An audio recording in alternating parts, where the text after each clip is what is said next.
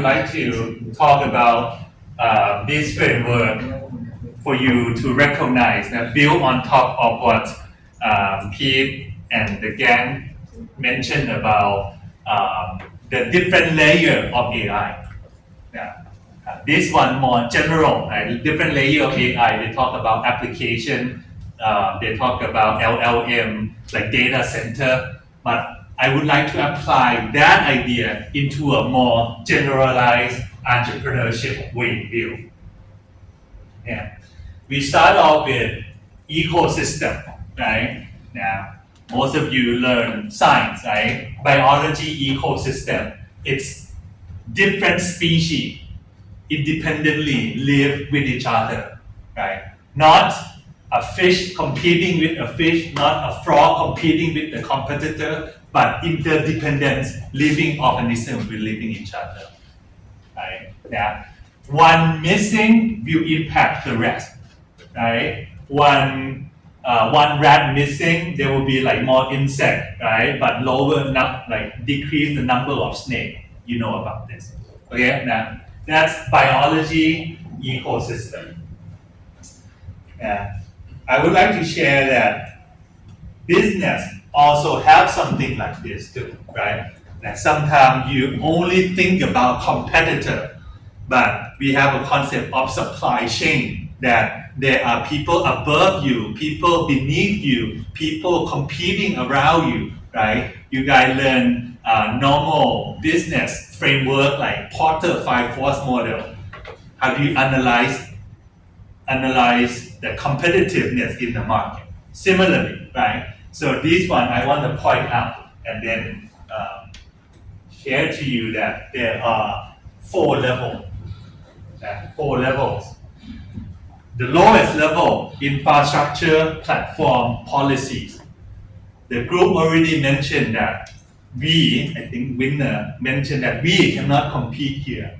We cannot compete with Google, we cannot compete with OpenAI in terms of building our own data center and then like buy chip from NVIDIA. We cannot do that, right? But as a business, we think about this as well, right?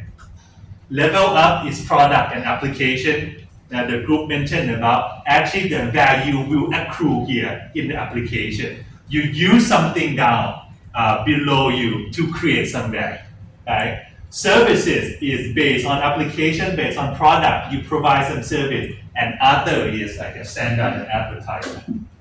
So let me start with the first one: infrastructure, platform, and I forget policy. Let me add policy.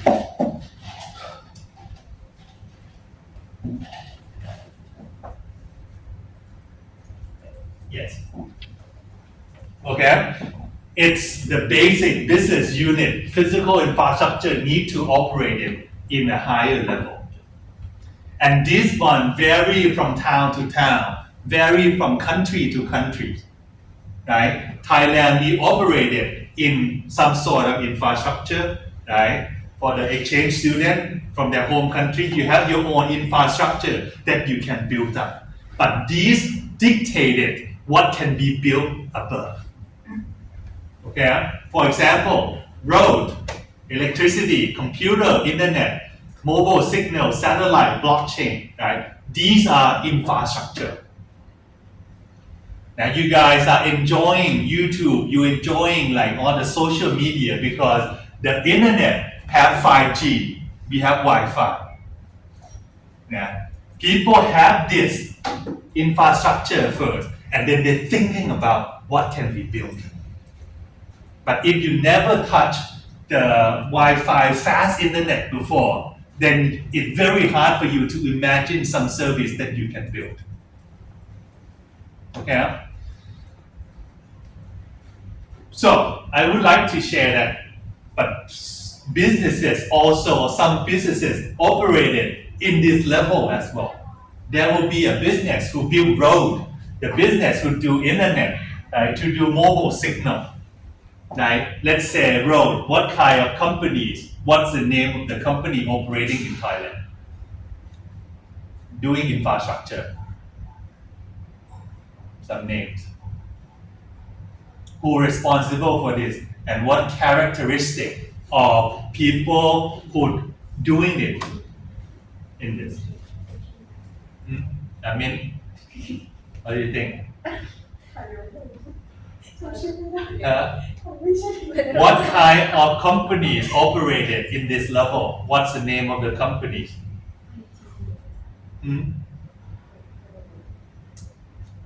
So it's very apparent. AIS operate in this. True operate in this, right? That's mobile signal internet, Almost. right? How about road? Road. How about road? Which one built road? Ital Thai, correct. Chao Kan Chang, CK, right? They built this. Or BMCL, building expressway, right? Thang Duan in Thailand, the expressway. Pay 50 baht to go through. Should a new entrepreneur jump off and play in this level? Why or why not? Probably not. Yeah. Tim said probably not. So I would like to ask, what the characteristic of company who operating in this level? What's the characteristic of those operating in this level? What do they need to do well? What is their competitive advantage? Because of course there are money in here, but to do well, to get the money, what is characteristic that they have to do? Max? So high barrier to entry in terms of cost. How do you have high barrier to entry? Yes, they have high barrier to entry, but the character that entrepreneur or business owner who Chao Kan Chang, Ital Thai, AIS, what do they need to do particularly to operate it in this level? I don't understand the question. Okay, you don't understand. I want to understand. Just a question. The question is company characteristic for operating in this level in the infrastructure. Let's say you use AIS, right? Cell phone, mobile phone company. When they first start, how can they start, right? Probably not just be an entrepreneur. What else that they need to do well in order to play in this game, in this infrastructure and platform level? Do you understand the question now? Not so much. Okay, it's okay. Sherry. Like to start, they would need like the government support. Very nice, right? That's the key point. In order to play this game, you need a lobbying power, you need connection, you need network, right? So unless you're coming from families that have network and connection already, it's not suitable for like a new startup jumping into this. Barrier to entry, yes. Now needs some big investment to start off, right? In Thai, what do we call? Right? We call what do we call? What do we call it? I don't even know both the Thai and English one. The right to do it, the right to operate, the right to build the road, the right to lay out all the satellite and shoot the satellite up like Thaicom. What is it called? Sampathan, yes. What is Sampathan in Thai? In English, right? So you need the right from the government, which we call right? Concession, that's, I don't know about this, right?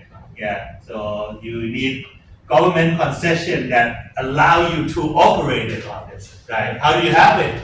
Yeah, you need to buddy up with someone in power in order to like, oh, okay. But once you have it, it's pretty not that risky because everyone wants clean water, everyone wants access to road, everyone wants fast internet, no one wants slow internet, right? So it's for someone playing this game, they need to put the time into a networking, right?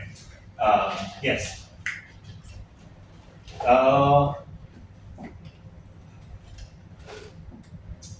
Okay. That's part of infrastructure. The key things that I would like to share, which is also important and operated in this level, is policy. Now, policy rarely change, but there are some point that the policy change, and once the policy change, the opportunity come. And latest on Thailand, there's some change in policy. Anyone can guess what's the trigger point that had changed in Thailand and created a new opportunity greenfield that no one really prepared yet. Anything? Some guess? Some big events in Thailand in the past year that shaking up the foundation, shaking up this platform infrastructure, and then they start to doing something new. Changing in parliament, not so much, but the cost of changing parliament, yes. Right? Thailand has changed parliament, but the government still having the same rule, the same law, and not really change so much. But there's important event that trickling and people realize that they need to do something different. Alright, some guess? Well, in terms of infrastructure, like all those earthquakes that were happening, maybe, I don't know. Earthquake a few years ago, a little bit, but now people start to fade it and forget it already, right? The change that is important that recently is this guy, right? Change in Thailand policy in terms of the border conflict with Cambodia. And what is happening here, right? I think right now, the things that open the opportunity for many of you who would like to who is interested is that the industry of national defense, right? National defense, right? To make it a bit blunt is like weapon or how do you protect your own country, right? In the past, Thailand always buying from the US, buying from Sweden, buying from China to get the weapon in. But after the Thailand conflict happened, now the government and the military start to realize like, hey, actually we should start building our own, something at least building our own, so that when something happens, we don't have to rely on other countries so much, right?